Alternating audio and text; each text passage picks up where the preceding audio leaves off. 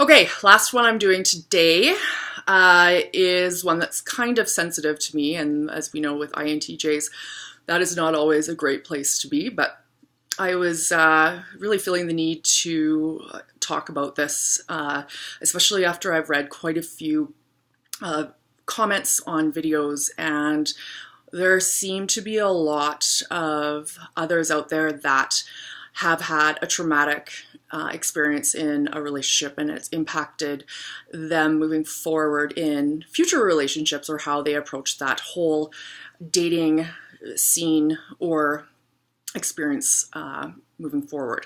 So this one is about my personal experience and a little bit of what I feel the concepts are with INTJ applicated or applied, apologies, on the idea of being cheated on in a relationship in dating. So I say it in dating because I feel for myself personally, once you're in a serious long-term cohabitation or marriage, the dynamics change a little bit with the communication regarding cheating. It's a little bit of a different topic. If anyone's interested in that, you can definitely make a request. I can speak to it high level. So again, I'm just speaking to my notes here because I want to make sure I'm capturing it all. So again, this one I'm speaking from personal experience. And I'm also speaking on behalf of it as an INTJ female for other INTJ females out there, to see if there is some resonance with you in the community. So my situation, this one is, it was pretty difficult at the time, I'm not going to lie. I was dating a person off and on, but it was pretty intense for quite a few years. And after about, I think it was a year and a half, it must have been about a year and a half in, I was approached with a knock on the door of my townhouse, and one of my good friends came in and sat me down and told me that this individual had not only cheated on me, but got the person pregnant.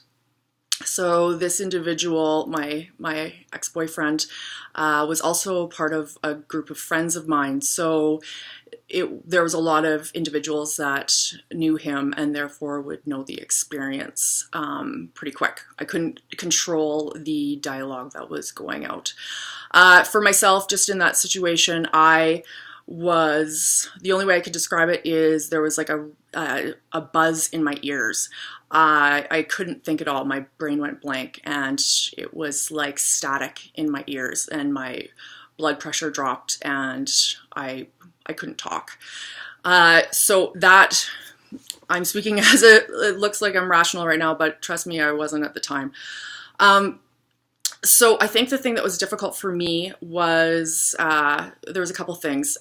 Recognizing that there was a double life that my ex-boyfriend was living, and the ability to do that, and I was going on without fully investigating that regarding even rumors of some sort of devious behavior on his part. That was difficult because, not that I didn't choose to believe it, but it was more difficult in analyzing when I was doing my own thing and having to, have my own life on top of managing a significant other. And so it was difficult too, because the idea of my own ethical compass, I would transcribe my ethics onto them or him, and obviously that is not the case. And it was one of my first experiences in coming into this. I guess I led more of a life where I was under the assumption of that if I was interested in this person, that he would have similar traits to me that I found important. So, and by no means am I saying I'm some sort of saint, but just the same, aligned with the same compass. So it was super difficult too, because the saving of the face. I didn't want to go out in the world and have my public perceived humiliation on display and have to deal with this publicly. And for others out there, I am there with you on that. And I wanted to try and save as much face as I could. And that, as I will talk about later, ended up becoming almost counterintuitive. So one thing I wanted to bring up after this example is there a link between INTJ females and a propensity for their partners to, if they're going to be cheaters, that they would cheat potentially more with an INTJ female? And I'll will do a disclaimer that I obviously recognize that it does not matter what MBTI profile you are. People are people, and there's going to be individuals that cheat on every MBTI type. But this is for the focus of INTJ females' experiences in dating. So my thoughts are that we have an extreme need for privacy. So if you're a cheater in an INTJ female's relationship, there's a lot of respect for the cheater's privacy. You don't know that they're a cheater at the time, right? So you provide a lot of rope, I guess, in the relationship because you value privacy so much in your own life that you would never go and breach their privacy. We're also very hands-off. We aren't wanting to be doing something with them 24/7. So in my 2 cents is that I have no desire to be my partner's mother, their warden, their, someone that is always around and always managing them. I have enough in my own life. I want someone who is rolling with me, not I'm having to constantly keep an eye on them. We're not jealous. So this one is big for me because I was really surprised how many guys just assume the jealousy. So with a lot of males, and I'm stereotyping here, I know it's not always this case, obviously, but maybe the socialization of a lot of males' experiences in dating, especially if we're saying it's in the younger years, they might have a lot of experiences with their dates that they have a jealous tendency. So they'll be breaking into phones, they'll be hunting them down, they'll be asking what they're doing, they'll be accusatory, they will be very angry and possessive. That is not us. We don't have that mindset. If we have to work that hard on the relationship, or if I have to do that much legwork to manage the relationship, then it's just not for me. So I'm not going, again, getting back to being someone's mother and having to deal with that. You want a respect that is mutual and caring and loyal. So someone that, say, is interested in the drama, they're not going to like the fact that you're not, chasing after them and hunting them down, especially when they start dropping maybe a little nugget here or there that there could be some sort of devious actions happening. It's either lost on you because you don't care to play with the drama, or you just don't care about the drama. And what might happen is that those people are seeking attention, and then they're going to go and find attention if it's negative or not. And that will cause some issues.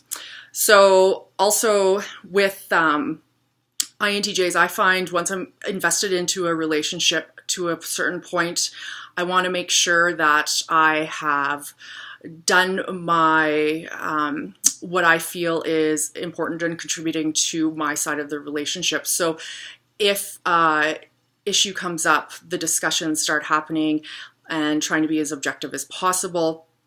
So say, for example, something could have come up, not necessarily a cheating accusation, but something about a behavior that in the relationship wasn't jiving with you. When you're coming across more objective and you feel like you've made some headway on understanding, you walk away from it saying, okay, that went fairly well. However, when you're noticing that whatever you've discussed is now at odds with the more things that are coming up with that individual, either externally or through personality pieces that you're noticing, your spidey investigator senses start coming up again, and you start putting together the information regarding whether or not this is congruent with what your discussions have been. So I think for INTJs, the reason why I'm bringing this up is that we give more longer term negotiation once maybe you're invested, so that it takes longer to get to the issue that will eventually come up if that person is a cheater. So just to tie this up, I found it super difficult after this cheating situation happened because of the amount of vulnerability I had, and I didn't like it. It also impacted business relationships because of the fact that him and I worked in the same field, which happens quite a bit with dating because you spend so much time at work. So I wasn't able to just process these emotions, especially because rawness is not something that I liked to deal with in my own mind, let alone the double-edged impact of having it exposed publicly. So I found that this caused me to lengthen the amount of time it took me to process this situation, the cheating, and it really made me notice that I was reinforcing my ego on this. And I'm saying ego in the way, the frail ego that's protecting the mushy inner center that doesn't want to deal with it. So once I kind of had a feel that this is probably my ego really talking, I did a little test. So I ended up sitting down with a very close friend of mine, and I just laid it out about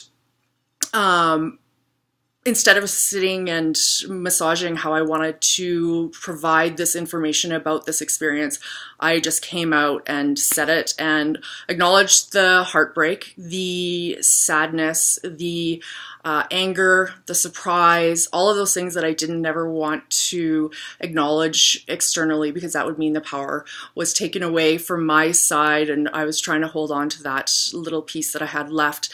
What I found with that, though, is once I did that, it began to really free me and break that ego a little bit. So I wasn't having to protect it. I said what it was, didn't ascribe value to it, and I noticed that it was way quicker to move through the final phases of releasing this relationship and taking it for what it was and not having it as part of my identity. It was something that was part of an experience that I had. So it wasn't something that I need to hold on and